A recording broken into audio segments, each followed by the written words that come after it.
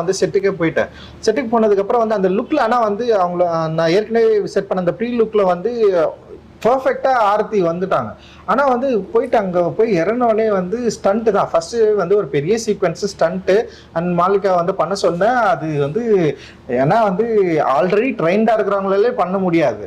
ஆனால் இவங்க ட்ரெயின்டே கிடையாது அண்ட் வந்து அந்த ஃபிசிக்கும் அந்த மாதிரி இல்லை. ஸோ வந்து ஆனால் நான் பண்ண சொல்கிறேன், அவங்க பண்ணுறாங்க, ட்ரை பண்ணுறாங்க, ஆனால் முடியல. எனக்கு வந்து பயங்கரமான ஒரு கன்ஃபியூஸான ஒரு ஸ்டேட்டு அண்ட் என்ன பண்ணுறதுன்னு தெரில. பட் ஆனால் எனக்கு ஒன்று மட்டும்தான் பயங்கரமாக இவங்க மேலே வந்து ஒரு பெரிய கான்ஃபிடென்ட் கிரியேட் ஆச்சு.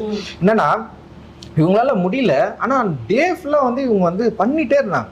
லைக் அந்த கொம்பை சுற்றிட்டே இருந்தது, வந்து பயங்கரமான pain. C started crying and வந்து அவங்களால. ஆனால் அவங்க என்ன பண்ணுறாங்கன்னா அதை வந்து ஷோ பண்ண முடியாமல். ஆமாம், அவங்க வந்து இது வந்து ஷோ பண்ணவே இல்லை, என் முன்னாடி ஷோ பண்ணவே இல்லை. நான் பண்ண சொல்கிறேன், ஆனால் நான் வந்து ஏன் அவ்வளவு ஒரு கொடூரமான ஆளாக மாறணும்னு எனக்கு தெரியவே இல்லை. எனக்கு தெரியல.